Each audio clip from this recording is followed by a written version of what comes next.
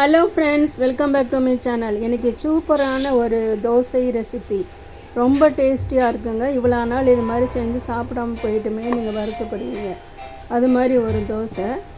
அதுக்கு நான் 2 வாழைப்பழம் எடுத்திருக்கேன். நீங்கள் உங்கள் வீட்டில் என்ன வாழைப்பழம் வச்சுருந்தாலும் பரவாயில்ல, எடுத்துக்கோங்க. நான் இந்த 2 வாழைப்பழம் எடுத்திருக்கேன். நல்லா கழுவிட்டேன்.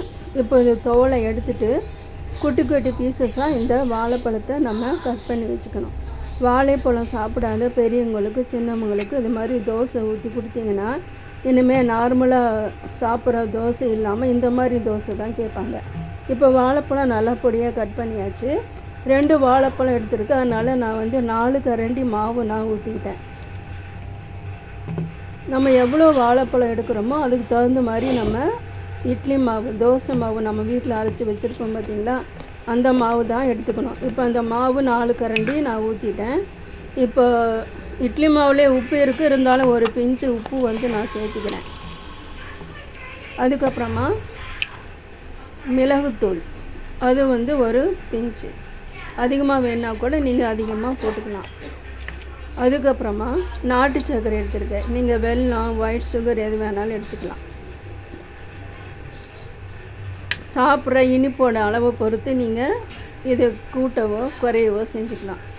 இப்போ இது எல்லாத்தையும் நல்லா மிக்ஸ் பண்ணிடலாம். ஏலக்காய் பவுடர், ஏலக்காய் தூள் போடணும் அப்படின்னா கூட நீங்கள் ஏலக்காய் தூள் போட்டுக்கலாம். இப்போ எல்லாத்தையும் நல்லா மிக்ஸ் பண்ணிடலாம். இந்த மாதிரி தோசை சாப்பிட்டு பாருங்கள். இனிமேல் நார்மல் தோசையே நீங்கள் சாப்பிட மாட்டீங்க. நான் செஞ்சு சாப்பிட்டேன், அவ்வளோ சூப்பர் டேஸ்டியாக இருந்துச்சு. இன்னும் சாப்பிடணும் போல் இருந்துச்சு. அவ்வளோ சூப்பர் டேஸ்டியாக இருக்குங்க. இப்போ ஸ்டவ் பற்ற வச்சு ஒரு தோசைக்கல் வச்சுருக்கேன். எண்ணெய் நான் தடவிருக்கேன்.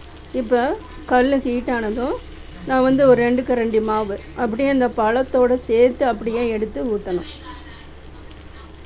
பாருங்கள், ரவுண்டாக அழகாக இருக்குது பாருங்கள்.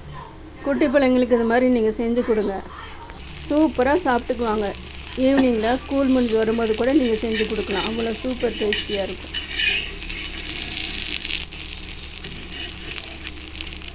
இப்போ தோசை நல்லா வேகணும். வெந்ததுக்கப்புறமா திருப்பி போட்டு எடுத்தால் சூப்பராக இது மாதிரி தோசை ரெடி ஆயிரும். அவ்வளோதான் ஃப்ரெண்ட்ஸ். தேங்க்யூ ஃபார் வாட்சிங்.